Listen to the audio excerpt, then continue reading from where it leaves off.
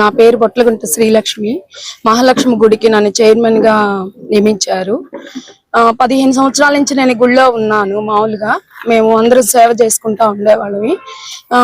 ఒక 3 సంవత్సరాల నుంచి మేము పల్లకీ సేవ మొదలు పెట్టాము. ఒక 4 మెంబర్స్ మొదలు పెట్టాము. ఫస్ట్ ఈ రోజు 16 మందితో మొదలు పెట్టాము. ఈ లోపల గుడి నిర్మాణం జరగాలని చెప్పి ఆలోచన వచ్చింది. మా వారు బొట్లగుంట వీరరాఘవులు ప్లస్ మాధవ గారు ఫస్ట్ ఒక టీముని రెడీ చేస్తున్నాము. సురేష్ రెడ్డి గారని ఒక అతన్ని పెట్టాము. రెడ్డి గారిలో శ్రీకాంత్ రెడ్డి గారని పెట్టాము.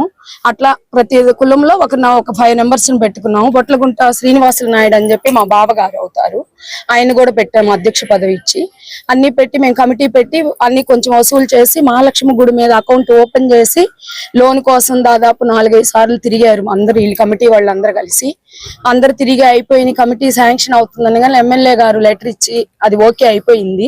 కానీ అది అకౌంట్ లో పడాలంటే 30 లక్షలు అన్ని వసూలు చేసి వేయాలంటున్నారు. కానీ ఈ లోపల మేమందరం బయట భక్తులను అడిగి కొంచెం దాదాపు 5 lakhs దాకా చేసి అకౌంట్ లో వేసేసాం. మహాలక్ష్మి పేరు మీద మేము అకౌంట్ ఓపెన్ చేసాం. పర్సనల్స్ వద్దులే అని చెప్పి.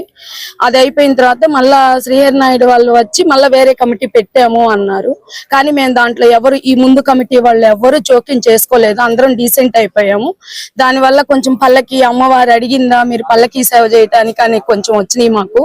దానివల్ల మేము పల్లకి ఒక 3 months పల్లకీ సేవ కూడా మేము ఆపేయటం జరిగింది.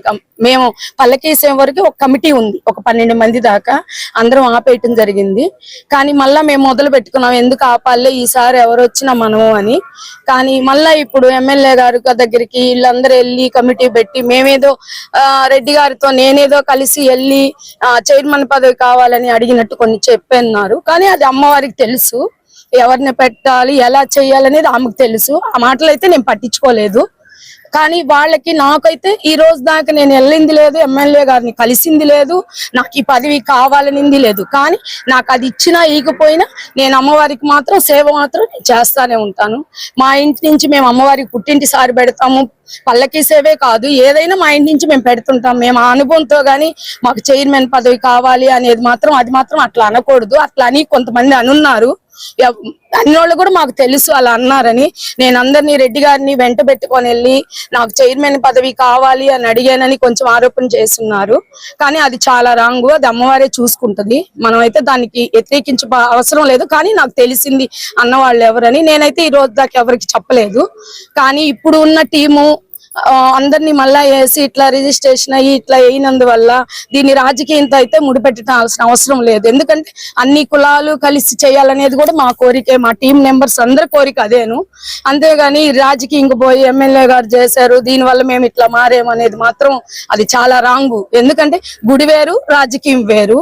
కానీ అందరం కంపాలెంలో ఉంది కాబట్టి అమ్మవారు దానికి ఎమ్మెల్యే గారు ఒకటి చెప్పారంట, కంపాలెంలో అమ్మవారు ఉంది కాబట్టి ఫస్ట్ చైర్మన్ పోస్ట్ కమ్మ వాళ్ళకే ఇవ్వాలి అని చెప్పి పోయిన వాళ్ళందరికీ సార్ దగ్గరికి వెళ్ళిన వాళ్ళందరికీ అది చెప్పారు.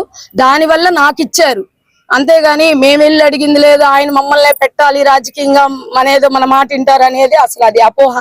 అది తాత్కాలికంగా జరిగింది కూడా రాజకీయానికి తేగూడదు అనమాట. ముందు కమిటీని వాళ్ళు తీసేశారు. అప్పుడు గమ్ముకున్నాం మేము. ఎవ్వరు మా టీంలో మాధవ్ గారు కూడా ఉన్నారు ఫస్ట్ నుంచి మా టీంలో. కానీ అప్పుడు కూడా మేము ఎవ్వరిని ఒక్క మాట కూడా ఎందుకు తీసేశారు అనేది కూడా ఎవ్వరు, రెడ్డి గారు 2 ఉన్నారు, సురేష్ రెడ్డి శ్రీకాంత్ రెడ్డి అని, వాళ్ళు కూడా ఎవరు మాట్లాడాలి. మా పనులు మేము చేసుకుంటా పోతున్నాం. కానీ దీనికి రాజకీయాలకి గుళ్ళకి అలా పెట్టడం మాత్రం మాకు కొంచెం బాధగా ఉంది. ది మెన్స్ సెలూన్స్ మా బ్రాంచ్లు opposite Venkateswara theatre, Tummalapenta road, opposite Sravanthi theatre. మన నూతన బ్రాంచ్ రూపాయి మిద్ది ఆపోజిట్ కెనరా బ్యాంక్ కావలి.